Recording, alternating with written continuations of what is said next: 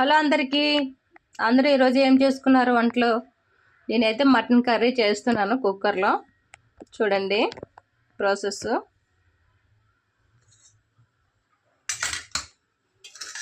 ఉల్లిపాయలు పచ్చిమిర్చి వేస్తున్నాను. కొద్దిగా కరివేపాకు కూడా వేసుకుందాం.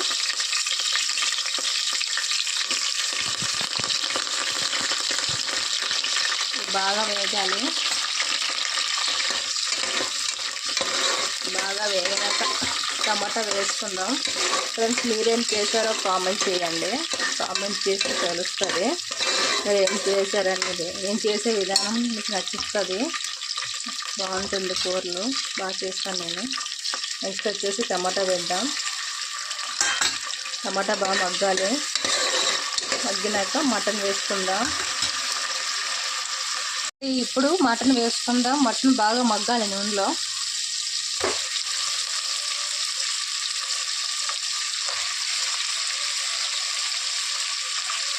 నూనెలో బాగా మగ్గాక మనం మసాలా వేద్దాం. బాగా ఫ్రై కావాలి.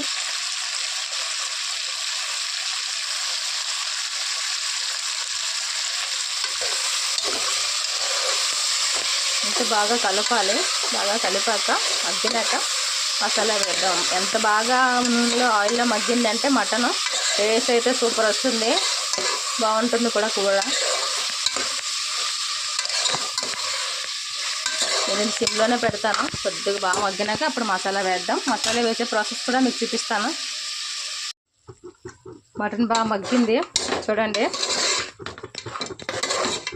తర్వాత మసాలా వేసుకుందాం. ఇది ఉల్లిపాయ, టమాటా, నెక్స్ట్ అల్లం వెల్లుల్లి, అంతే. ఇంకేం వేయలేదు.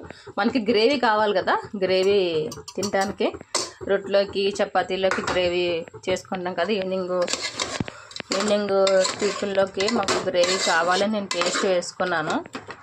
ఇప్పుడు 2 పూటలకి అయిపోయింది కూర అయితే. ఎందుకంటే ఈవినింగ్ టిఫినే తింటాము. చపాతీ అయినా రొట్టె అయినా చేస్తాను, జొన్న రొట్టెలు. సరేనా ఫ్రెండ్స్, ఇది బాగా మగ్గాలి.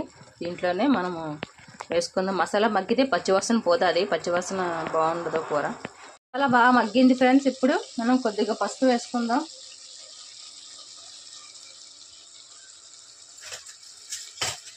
పసుపు తర్వాత కొద్దిగా కారం వేసుకుందాం. నేను మసాలా పౌడర్ కూడా వేసుకుంటాను. కారం చూసుకొని వేసుకోండి. నేనైతే 1 స్పూను కొద్దిగా వేస్తున్నాను. గరం మసాలా వేస్తాను నేను, ఇంట్లో రెడీ చేసుకుందే. తర్వాత సాల్ట్ వేద్దాం. సాల్ట్ వేయలేదు అసలు. సాల్ట్ వేద్దాం. కొద్దిగా ఇవన్నీ బాగా మగ్గాలి. బాగా మసాలా అంతా కారము ఉప్పు అన్నీ మగ్గినాక అప్పుడు మనం మిగతా కొద్దిగా వాటర్ వేయాలి. అంతా కొంచెం మగ్గిందనుకో టేస్ట్ అయితే సూపర్ ఉంటుంది. కొద్దిగా మసాలా పౌడర్ వేసుకున్నాను. ఇంట్లో నేను రెడీ చేసుకుందే, వేసేసాను ఆల్రెడీ. తర్వాత ఇంకా కొద్దిగా వాటర్ వేద్దాం.